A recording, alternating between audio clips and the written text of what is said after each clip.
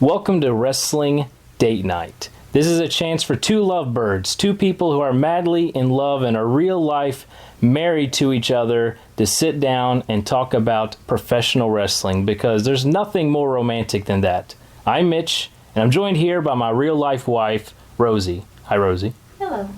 We are going to talk about professional wrestling. We are brought to you by Greg DeMarco Wrestling and the Yes Wrestling Facebook group. I think we're supposed to say that. I haven't really talked it with Greg DeMarco, but I'm going to assume we're supposed to say that. Before we jump into things, I want to go ahead and tell my beautiful wife, happy anniversary. Thank you, dear. Do you have any idea what the anniversary is? No. Today, this is Wednesday when we're recording, today is the 3-year anniversary of the formation of the Shield. That's like the best anniversary ever. I know, I didn't get you anything. Well, how dare you? But you do have a pretty cool Shield shirt. I do. Did you get that yourself, or did I get that for you? I think you got it for me. Oh, good. Well, then I'm sort of a good husband. For our real anniversary, if I remember correctly. Could be wrong. See? Could have been my birthday. Something. It was important. Yeah, Christmas is coming up. Maybe we'll get you some more Shield shirts. Because they're going to reunite. You think they will? I'm holding out. Okay. Well, we got to talk about some fun Dean Ambrose news. We're going to talk about Survivor Series, which is this Sunday. We're going to talk about our picks and stuff like that. Before that, we're going to talk about NXT, because this is Wednesday night. We just got done watching that. And even before that, we're going to talk about some breaking news, non-wrestling, that you found on your Facebook feed. Is that right? What is it? It says, domestic cats instinctively don't want to drink from the water bowl next to their food, and therefore seek it out first elsewhere in the house, because in the wild, any water next to their kill might be contaminated. We've seen this in action. Our cats. We are cat people. We are people. We have 3 babies. We also have cats. We have 4 cats. We're more cat people than people. No, we're not. We have more cats than people. We have 5 people in our house. Well, we are the overlords of... We have more cats than we have kids. Yeah. So we have more cats that we're overlords of than children. Yes. Okay. But the cats, they don't like bloody water? Apparently not. Okay. And this is verified by NASA? Yes. Okay. Was this just a Facebook meme? Yep. Okay. Yeah, once again, we have 3 children. And I like to say that we can brag about this. We are the only podcasting team in all of professional wrestling that has made babies together. Stone Cold Steve Austin occasionally gets his wife on, and they, they're happily married. They do things, but they don't have kids, so we can brag about that. We're winners. We are winners. 3 kids. That makes us good Americans. NXT was tonight, and we're going to kind of go through all these things. You didn't really watch it too closely, did you? Nope. Because you got homework. I do. And you had to work out. I did. But you caught some of it. Saw some. It was good, what I did see. Okay, I'm going to go through the stuff. Since this is Wednesday night, people might want to hear about NXT. And starting on NXT tonight, Nia Jax took on Carmella. There were 3 women's matches, I believe, tonight. Nia Jax, I'm not quite sure how to take her yet. I mean, what? Do you get much reaction? No. I mean, she's there, but they haven't given me a reason to either like her or dislike her. There's just nothing. Yeah, that's what's crazy. Like, NXT will react violently and loud and just enthusiastically about anything and everything. And even them, they just kind of are there. They're not chanting for her or against her. It's like they're even stumped. Mm-hmm. And they'll cheer for anything. Carmella, she had a good little fire near the end, some comeback. They worked well together. I was surprised this was as enjoyable a match as it was. But Nia Jax, of course, won. She does this smile at the end when she pins people, and she's a former model, and you can tell, like, and it's like, oh, okay, she's a nice, flattering looking woman, and then she comes up and she's got this stern face. So I don't know if she's trying to be nice, and maybe she's more babyface than we let on, or it's just a really weird packaging of her. Maybe she's neither. Maybe she's the Paige of NXT. Paige? Yeah, I mean, she's like bipolar or something. Oh yeah, Paige has been good girl, bad girl a lot. Yes. But did you hear much about Paige insulting Charlotte's dead brother? I did.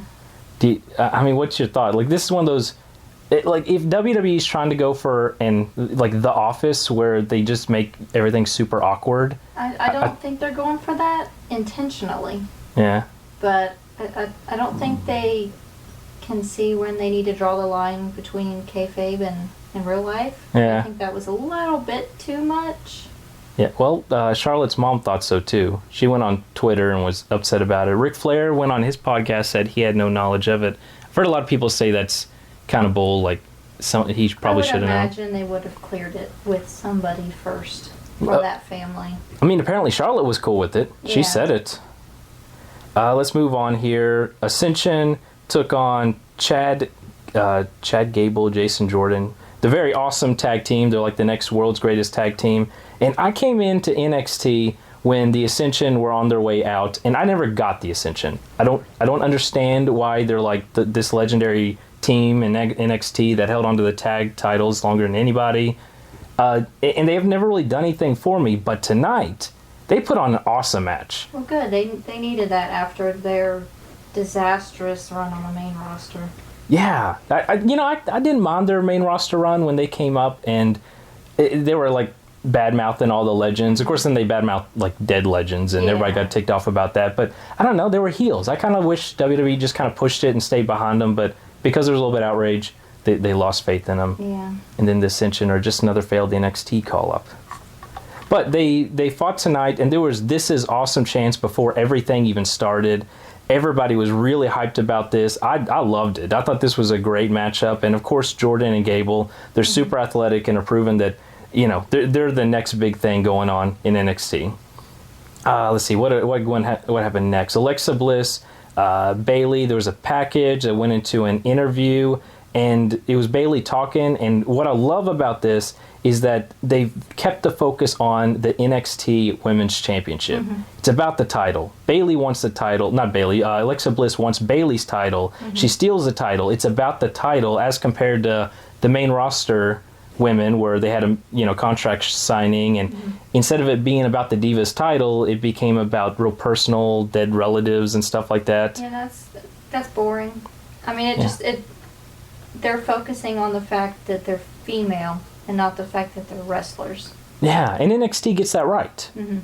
So let's do more of that, and we'll get to that later because their match was later on in the show.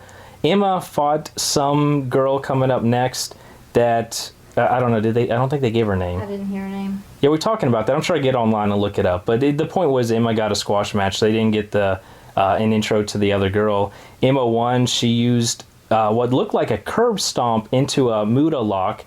And are they bringing the curb stomp back, or did they just sneak this in past everybody? They'll bring it back with Seth Rollins when he rejoins the Shield. You think they will? Oh, I hope.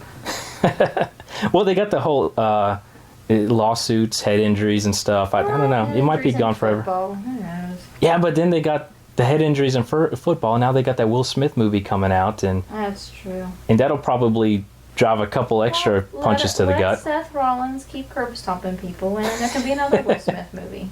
And Will Smith can play. Who's he gonna play in this movie? You remember Chris Nowinski? You don't remember him, do you? Nope.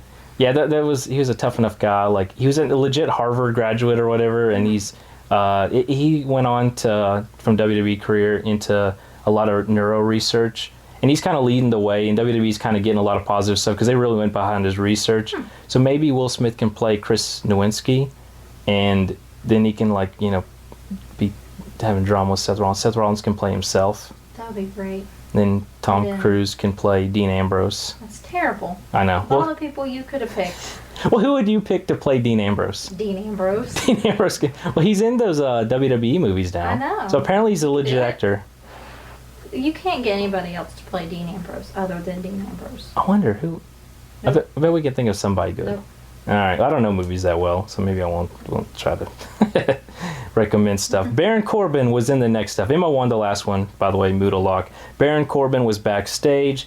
It was a segment from WWE.com from last week. He challenged Apollo Crews in NXT TakeOver London. And I've been really liking Baron Corbin as the bad guy ever since they've redone this. I think they're getting him right. Mm-hmm. He's still got a lot of work in ring, and don't rush him up to the main roster. But I think character-wise, they're getting him. They needed to. I mean, they needed to flesh him out as somebody a little more than just, he beats people in under 30 seconds. That was fun while it lasted, but you can't do that forever. Yeah, it's not sustainable. Yeah, but he's going to be facing Apollo Crews, and Apollo Crews is awesome. very athletic. I'm looking forward to that. I think they should do some good stuff. But that was just a quick segment. Next up, the new NXT Tag Team Champions, Dash and Dawson, took on a name. I want to say no names, Corey Hall and John Schuyler. But I saw on Twitter that Corey Hollis, sorry. Apparently he's a big deal. And people on Twitter were talking about how they were really excited to see him. I have no idea who the guy is, so there's my non-WWE lack of knowledge going through. But this Hollis guy, you didn't see this match, did you? Nope. Yeah, Hollis worked like 99% of the match, and it was kind of funny. Like, he did this really cool enziguri, like, took out the tag team champions himself so he can get the tag to his partner, John Schuyler, who came in and just took the finisher of Dawson and Dash, and that was it. So the other guy only took one move, got pinned, and that was it. I saw the end of it, though. Didn't they step on him? Oh, yeah. Yeah, that was pretty cool. Like, they're these no-nonsense tough guys. They just, they stepped on him. So they're jerks. They are. And next week, they take on Vaudevillains in a rematch. Oh, okay. I like them. Yeah. I haven't seen too many great Vaudevillain matches, but their characters are so good. You think they'll be moving up to the main roster? No, not yet. You don't think so? There's too much of a vacuum. Maybe. I've heard that, who's the Guido guys? Enzo and Cass. Yeah, I've heard. How do you forget that? I don't know. They haven't been on as much recently, but I hear that they're supposed to be moving up soon. Like, it's a strong rumor. But what if they get to go against New Day? Just the promos. That would be wonderful. Yeah, give them promo time. They can knock the Usos out of the way. Usos are going to be the franchise of that for a while, whether we like it or not. No, I hate the Usos character, and I can rant all day long about how I just don't like Usos. They're good wrestlers. They're great in the ring. I don't like it when they talk. Yeah. For a while, I didn't like how It's a family thing. It's a family thing? You don't like their family? I'm just saying, Roman Reigns isn't that good on the mic either. No. He's had a lot of practice, too. But apparently they're related to Rock, and he's like one of the greatest of all time. He's an anomaly. Apparently. He got the only genes for that. Dana Brooke challenged Asuka for next week. And after they agreed to it, Dana and Emma, they like giggled, like they tricked her. Yeah. So there's going to be some sort of trap coming up. Maybe they'll pull a Bella switch.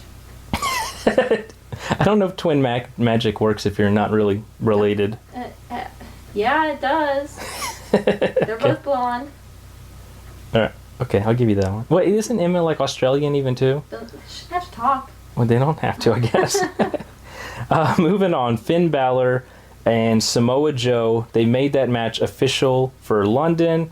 Next week, there's going to be a contract signing. Apparently, Samoa Joe did it from off location because, what was it, William Regal told him he's a danger to Finn or whatever. He had a fear. Okay, so he was backstage in his green polo that was buttoned all the way to the top button, which is important to point out because in their table for three, I believe he was making fun of Neville for having it buttoned all the way to the top button, and they were laughing about it, and then he does it. So he's... Maybe he felt bad. It was a peace offering. Maybe. Poor Neville always gets made fun of. The main event time. Bayley, the NXT Women's Champion, took on Alexa Bliss. And before the match even started, the NXT crowd was super rowdy. They were doing the whole, hey, we want some Bayley. They were doing that chant. And I want to point out that I love how awesome NXT crowd isn't anything, but this was a little bit too much for me today. There was times when, they were trying to do a match, and then all of a sudden, like, you see 30 people pop up behind the stars, and they're jumping around, bouncing, doing this really energetic chant, and it's just distracting. Yeah. Maybe I'm just ranting, but I don't know. I think that was a little too much. They kind of needed to dial it back a little bit that time. Let's see. Bayley took on Bliss. There was a really cool Alexa Bliss hard slap midway through the match, and that kind of foreshadowed the ending. Bayley did a slap of her own at the end, which she set up for the Bayley to belly suplex. She won. And then out came Eva Marie. You didn't see this at the end. You were working out at this point. But Eva came out. She challenged Bayley for a title next week, which I assume was accepted. I don't know if I really paid attention. And this is a time, like I was just bashing the NXT audience. I'll say they were awesome because they were ripping Eva to shreds. Eva is the only true heel in all of NXT. And as much as everybody hates Eva, and yeah, she's not great in the ring at all, she gets people to hate her. And she's kind of responding a little pretty well. While everybody was ripping on her, she kind of like paused, was like, "You guys need to shut up, you little dorks." She used the phrase "little dorks," and that made me really happy. So Eva Marie is apparently going to be challenging Bayley next week, and I think that's going to set up, if I read spoilers or rumors right. Threat? Was it going to be a triple threat? I thought it was just going to be a one-on-one at London. Who knows? It doesn't make a lot of sense to me. Do you have hope for the? I'm not really seeing this angle, but. Yeah. Well, I mean, they eventually have to get in the ring, and that's a reason to not be too hopeful. Doesn't seem like a big deal, though. Yeah. Well, I mean, Alexa Bliss, she's shown a lot of progress there. Yes, I agree. And they gave her a match on a non-takeover event. And Alexa Bliss is pretty good in the ring anymore. I think especially as a heel, she does pretty well. Yeah. But Ava, as great of a character she is as far as getting heat, she's not going to be great in the ring. No, I mean, I think Bayley can carry it, but I like watching matches where it's not so painfully obvious who's going to win. Yeah. Kind of takes the excitement out of it. If I know, going into it, yeah, Bayley's going to win. I want Bayley to win, but it's not that exciting when you know it's going to happen. If they go to an NXT London, you never know. They might. They've been saying for a while, like when Eva got repackaged, that they want her to be like the next big diva. It won't happen, at least not yet. I mean, hopefully they're not that ludicrous as to do that so soon. They screw up main roster stuff and up. They start messing up NXT, we're going to have some trouble. Yeah, NXT's supposed to be the awesome one. Well, that was all for NXT this week. Overall, it was a pretty good show. The Baron Corbin, well, not Baron Corbin, the World's Greatest Tag Team Part 2, Jordan and Gable, they had a really good match that I liked. The main event, Bayley and Bliss, was still pretty good. I liked the match. And a couple squash matches and stuff. But even the Dash Dawson match, it was kind of a squash match, but it was still really good wrestling. So, I don't know, lots of good wrestling, bunch of matches. And we will move on now. Let's see, do you want to do the Survivor Series picks next or look over some Dean Ambrose stuff? We might do Dean Ambrose first because I think that'll lead into Survivor Series. Sounds good to me. Yeah, we're kind of just playing this along as we go. We're figuring it out. But Dean Ambrose, before we get into an article, I want to look at some news. I'm getting this from 411 Mania, a guy named Jeremy Thomas, which he's quoting PWI Insider. His information is that Roman Reigns may not be as likely to walk out of Survivor Series with the WWE World Heavyweight title as some people might expect. This is where PW Insider reports that while WWE has been planning for Roman Reigns winning the tournament and the title, similar for plans for him when he was set to face Seth Rollins, there has been a push within creative for Dean Ambrose to win the title against Reigns in the finals. And so is creative actually starting to listen to the fans? Because maybe we'll get a better Del Rio angle. Well, they can't work miracles. It's crazy. Okay, we can rant about Del Rio for a second. Del Rio, how disappointing is his return being? Because that first night it was amazing. Like, oh, cool. Like, I was so excited because I read about it before we watched it because that's what I do. Yeah, we're always on a delay because of kids. We can't watch them when it starts. And you get on Twitter so excited. While we're behind. Goodness. Yeah, you love Del Rio. I do. He's one of your favorites. I do. I like him a lot too. I don't like him in WWE as much. I don't either. But that's because creative is really crappy. You bring him back and like John Cena has done so much to bring value to the U.S. Championship, and you just think he's going to win the title and just put on good matches. Yeah. But then they give him this story that's terrible. He doesn't need this story. He needs to be himself, minus a talking head. I mean, why can't he just be made to defend his title once a week? Because that would make too much sense. He's a wrestler. Like this whole Mex America angle, and that's awkward too, because they're supposed to be heels, from what I understand, but they're not. They don't realize they're heels. I guess I don't. Yeah, they're like we're inclusive, and and they're saying things that on the surface are good things. Yeah. It's like why can't the world get along? This is a good thing. It's just he's not a mid-carder. He deserves more than this crap.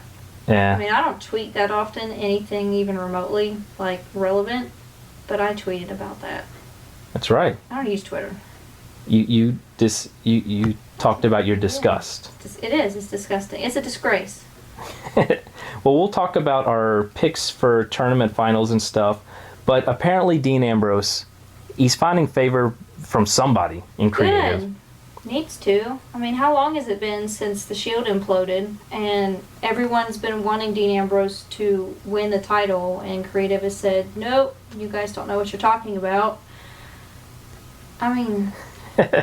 Yeah, we need like a Daniel Bryan type of movement where the fans are just so behind something that they can't deny it. Yeah, maybe.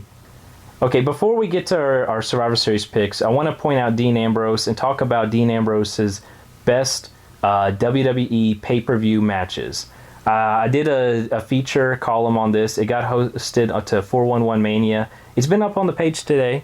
Gotten a lot of responses and stuff. I was happy about it. We're not going to go through the whole thing, but I just kind of want to talk through the top 5 of the list. We'll kind of look at these matches. We got any good memories of Dean Ambrose and this stuff, and let's just have a good Dean Ambrose conversation as we go along. The number 5 one was against Seth Rollins at SummerSlam 2014, and this was the Lumberjack match. I liked that match. It was way better than it had any right to be, because Lumberjack matches are terrible usually. Oh, yeah. Yeah, and they were jumping all over the crowd. Yeah. They were at one point they were so wild, and they were in the crowd battling that Kane had to come out and order people to bring him back. Ambrose was just going nuts. He was just going to hit everybody. I think my favorite part of it was when the Lumberjacks were bringing Rollins back to the ring, and they had him up over his shoulders because he was reluctant. He didn't want to come back. And Dean Ambrose gets on the top rope and does his elbow drop. Yeah, to the outside, takes everybody out. But that was the number 5 match. Number 4 was against Seth Rollins at Elimination Chamber 2015. And this was the one, which I didn't think it was a great match, but they had the tease at the end where he dusty finish won the title. Mm-hmm. So, and I was sad. I believed it. For a split second. You realize once the refs start talking, like, oh, okay, I see what they're doing there. I didn't really get what had happened when it happened. Because I didn't see Ambrose let go of the title, so I didn't. Ambrose let go of the title? Are you thinking of the ladder match? I am thinking a ladder match. No, there was the... Oh, that other one, that's right. Yeah, the month before. They actually did... Well, I was only 2 weeks before. It was a short gap between pay-per-views. But yeah, he won the title, but he did an elbow drop, and he took out a ref in the process. Then a new ref came out and counted the 3. But the one that got taken out... Wasn't that the one where Rollins threw the ref in the way? Yeah, well, that's what happened. And that's why Dean Ambrose technically won. Even though he took him out with the lumberjack, Yeah, Rollins put his hands on first. He would have been DQ'd, but you can't switch title. They've got my hopes up so much. Well, now we're getting your hopes up again, because that report from PW Insider... They're going to disappoint me, but I will wear my Shield shirt proudly. Okay, moving along. Number 3 versus Bray Wyatt, TLC 2014. Let me think. Which one was this? Was this the TV one? I'm pretty sure it was a TV. Yeah, I think... The monitor that sparked in his face. Yeah, this is the TV one. There was a couple Wyatt ones. I had to check it out on here. That guy who wrote that little angle, he should have been fired. I hope he was. And I pointed out in the article here that this was a great match. I really liked it. There was a lot of chaos. I remember the big 3 ladder matches where each ladder was a little bit, not ladder match, ladder spots. Mm-hmm. Elbow drop through them, and by the third one it was through the Spanish announce table. It was this gigantic ladder. Yeah, it was just a fun match, and with a terrible ending that made no sense whatsoever. Never makes sense. All right, number 2 versus Seth Rollins, Money in the Bank 2015, and this is the one where what I was thinking of. Yeah, they both had a hold of the belt on the ladder. The only criticism I'd say about this match is it was really long, like 36 minutes or something. It was pretty long to have that kind of finish.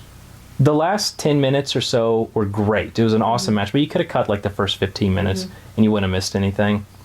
But it was really good. There were some good spots in it. Powerbomb of Ambrose onto a ladder that had about 20 chairs on it. That was good.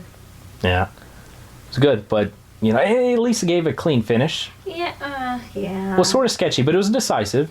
There was a winner, there was a loser. There were no exploding TVs in the faces. That's true.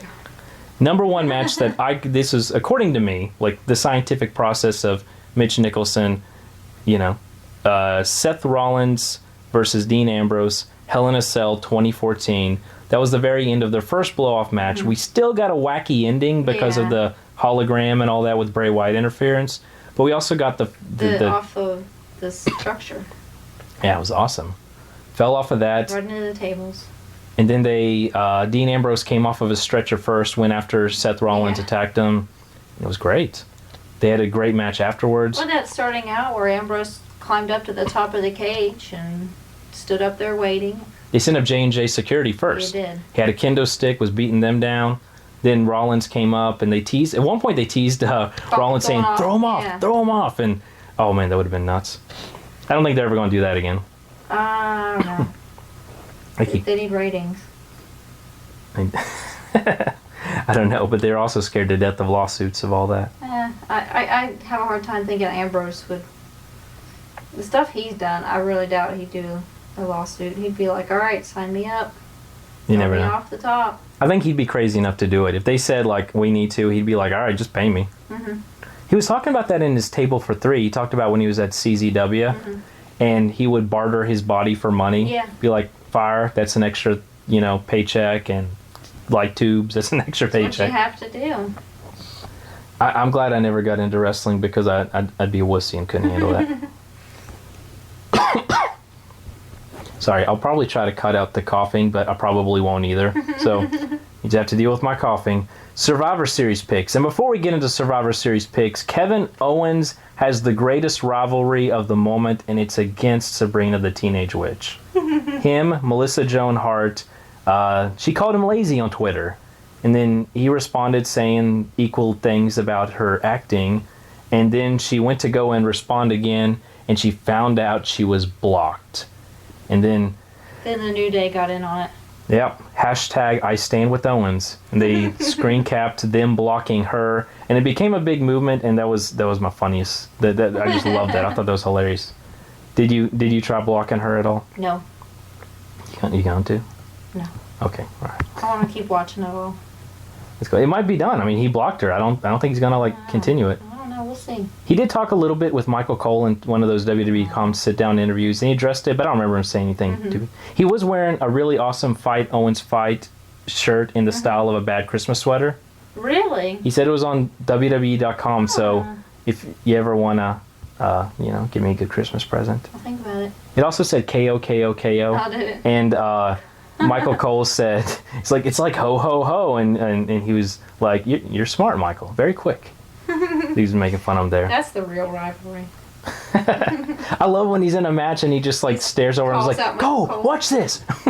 I love it. I guess it's because he thinks they don't give him enough credit, so he's like, hey, look at me because you guys aren't giving, whatever. Or it's just fun to pick on Michael Cole. Which that's fun too. Didn't he pick on Byron the other day? Yeah. Oh, yeah. When they were in NXT, funny. He was all about picking on Byron Saxton. He's still all about picking on Byron. At least it's funny because he treats everybody like that. Yeah. He's not... Except for JBL. I don't think he picks on JBL that much. Well, JBL's technically the heel announcer. I'm doing air quotes. Awesome. I generally like JBL. There went a time where I kind of was annoyed with him, but I think it was just his dynamic with Michael Cole. Sometimes I like it, sometimes I don't. Yeah. But I generally like JBL. He's pretty amazing. Survivor Series, there are 2 semifinal matches, and first one is Roman Reigns versus Alberto Del Rio. I assume the obvious pick is it's Roman Reigns. Rio. It's Del Rio. Yeah, is that your official pick? It's the obvious pick. Do I have a pen over there? Because I'm going to write down our picks. I've got a pen right here. Are you really going to pick Del Rio as your official pick? I want to. I'm going to. I don't care what the odds say. All right. Someone has to hope for the best. I'm going to put an R there. I'm going to circle it for you. Glass half full. Okay, well, put an M next to Roman, signaling that that's my pick. I feel like you're going against conventional wisdom here. Hey, I called that Brock Lesnar was going to beat Undertaker. That's true. We had a get-together at WrestleMania 30, and we did picks. And I told you, this is the biggest lock of the night. Do not pick against the Undertaker. For weeks, I said it was going to be Brock Lesnar. I know. And it was. You were the only person calling that. Second semifinal match for Survivor Series. Dean Ambrose. You think Ambrose is going to win over Kevin Owens? Yes. Okay, well, I agree with you. I don't think that's quite as big of a lock, despite the new stuff we were talking about earlier. I agree. I think it'll be a close match, which I'm very excited to see. But I think Ambrose will get the win. I feel like out of all of this, the 4 guys, Reigns, Del Rio, Owens, Ambrose, I feel like Del Rio's got the least shot. I feel like Reigns has the biggest shot, which I'm just kind of agreeing with conventional wisdom. This is what everybody's saying. And Owens, Ambrose is the edge, of course, but Owens, You know, if they're wanting to shake things up, it could be him. But he's got the He's got Intercontinental title title. already. I don't see him. It's not necessary. No. Mm-mm. I think they could really do something with the Reigns-Ambrose storyline. But they won't. Because it's going to be Ambrose versus Del Rio. You're sticking to that. Okay. I am. So tournament final then is, you think, United States champion Del Rio against Dean Ambrose. Correct? I would hope for that. But what's really going to happen is it's going to be Del Rio versus Kevin Owens. And then Roman Reigns and Dean Ambrose are going to be really mad. And then they're going to team up. And Seth Rollins will come back. And the Shield will reunite. Seth Rollins is injured He'll be back. in 9 months or so. They can train. They can train together. They can give him one of those rascal things that Zeb Coulter rides around Exactly. in. He can be their mouthpiece. They can join Mex They'll America. be part of the tag team, division. And then once Seth Rollins is all better, they can go back to being the Shield, and he and Roman can tag, and Dean Ambrose can just stand on the side and be crazy. Our picks are being derailed here. So are you still saying Ambrose Del Rio in the final? Yes, Okay, and who's winning that? Ambrose. Ambrose. So you're saying Ambrose wins it all. I'm saying Ambrose versus Reigns in there. I think there's going to be a heel turn between one of them. I kind of like the idea of Reigns doing the heel turn. I think he would be a much better heel. I think they've been planting seeds for Ambrose, though. I'm going to go against But it makes too much sense. Like, people love Dean Ambrose. If they were smart, they would back him up. And people like to hate Roman Reigns. yeah, so why not just go with a logical choice? Personally, I don't see anybody who already has a title walking away with the title. Okay. Well, yeah, I agree with you. I think it's going to be Reigns or Ambrose. I'm picking Ambrose. And you're picking Ambrose, even though you're picking him to win over Del Rio, right? Okay. I'm picking Ambrose versus Reigns. If, I'm going to give you this scenario. If Ambrose and Reigns are in the final and one of them turns heel, who is it? Reigns. You think Reigns is the heel turn, okay? Yeah. Although I wouldn't put it past creative to be totally ignorant once more. I mean, Ambrose he could be a great heel. Yeah. He could be. But it would make too much sense, I guess. Like, if people already are anti-Reigns Yeah. and pro-Ambrose, why would you go against that? Like, I don't know. We'll see what happens. Well, I think some of the best, most over guys, even The Rock. The Rock had to turn heel for a while, and it was perfect. that's what helped get him over. Exactly. I think Reigns needs to channel some Rock. Yeah, I think they can follow that formula. People rejected Rock initially when he was this baby face that they said you had to love, and Well, that's the thing. I said you had to love. yeah. We Oh. don't like people that you tell us to like. Okay, so we're both saying no. Was I agreeing with you that Ambrose wins it? Yes. Okay, I'm foolish. Reigns is winning How it. dare you? Sorry, I was confused. All right, but we're both still saying Reigns is a heel turn if that's the situation. Ambrose beats so Reigns beats Ambrose is my pick. Mm-hmm. Ambrose beats Del Rio is yours. It's really convoluted when you do tournaments because you get all these if scenarios. Let's move on to Tyler Breeze versus Dolph Ziggler. Apparently that was set up on SmackDown. Sorry if that's a spoiler. It was heading that way anyways. Would we have a kid up? Yep. Okay. All right. Well, let's breeze through these real fast. Does it sound like an emergency? With Tyler Breeze? Yeah. Breeze through it? Breeze through it. Yeah, we have kids. That's the reality of wrestling Yeah, date night baby's when you're awake. married. Huh? Baby's awake. Baby. Oh, that's even worse. Okay, okay, if it gets an emergency, let me know. We'll pause it. Tyler Breeze or Dolph Ziggler? Breeze. Breeze? Man, yeah, he does need a win. I like both. I'm going to say Breeze. I'm going to say Breeze, too. I mean, Ziggler's not exactly a book strongly kind of guy. He can handle it. He's been handling losses up to this point. Charlotte versus Paige in a really personal, not so much about the championship, but angry I want to say contest. Paige because they can't keep having Charlotte win all the time. Paige for the championship? Sure. Okay. I disagree with you. I'm going to say Charlotte retains in some way or another. That's my guess. Could be a DQ. Could be. If Paige does win, I'm saying it's by DQ, but I'm saying Charlotte wins and she retains the She title. would win. I didn't say how. Okay. Undertaker and Kane versus two members of the Wyatt family, which I think it's supposed to be Wyatt and Strowman. I don't know. I'm trying to keep up on You spoilers. know how I feel about The Undertaker. You love him. He's your favorite. I want to go ahead and call Wyatt. Wyatt. Okay. Well, I'm going to agree with you because I'm pretty sure Strowman's on the team. They announced that. I'm pretty sure. They cannot bury Bray Wyatt again. Oh my goodness. Oh, they can. Okay, I'm going to say they're going to win because Strowman's on the team, and I think they're going to hold him off and make his first loss be like at WrestleMania or something. Okay. And the last thing is that there is a 5-on-5 traditional Survivor Series elimination. Everybody's complaining that there wasn't an actual Survivor Series elimination match. So they announced that there was one, and if they have announced who's on it, I have no idea because when they announced it, they didn't announce who was in it. It'll be a surprise, and it's going to be Ric Flair and Ricky Steamboat. What? And they bring in all the old people in all the time. I bet New Day is somewhere in the mix. I sure hope so. I'd love to see New Day again. New Day's on it. They've been talking trash with Ryback, so he'll be on there. Like, do they need one? Yes, absolutely. The one, I know it was broke a while back, but I thought they got a new one. Boys. I don't know. All right. Yeah, I bet the Dudleys are somewhere in there. Dudleys will be on the face side. The Usos. Dudleys, Usos, Ryback. Versus New Day and... I think they're like Ascension or something. No. What heel tag teams are there? There aren't that many, actually. I mean, Lucha Dragons are not heel. No. Stardust. Well, he's got the Ascension. I would think they did. Barrett and... Oh, Barrett and Sheamus. You're right. Yeah. They got to be on there. That makes the most sense. Who wins that? It doesn't matter, but who wins it? Probably the Usos, because they've been off TV forever. Okay. I'm going to say whatever team... I'll go just play devil's advocate. Whoever is on the New Day side. I want the New Day to win, but I think they'll probably have the Usos win because, that's like the John Cena of tag.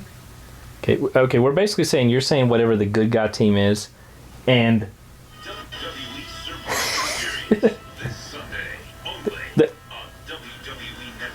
I hope that got plugged in. We have the Kinect hooked up to our Xbox. It heard me say, Usos, oh, let's turn on an Usos match or something. Okay, I turned the TV off. But that's our plug. It said WWE Survivor Series. Okay, you're saying good guy team. I'm saying bad guy team. Yeah. And that is all of our stuff. How long we got today? We've got almost 40 minutes. So that is one heck of a podcast. This is technically the debut podcast. We did one last week, but it's a pilot and no one will probably know it's there because it's not on the radio network that we're jumping onto. And you're hinting strongly that there's a baby awake and we got responsibilities as parents. Like a baby crying for a good 5 minutes straight. All right, okay. Well, I got to be an adult and we got to put wrestling date night to a close. So, say something sexy. No. Okay. Bye.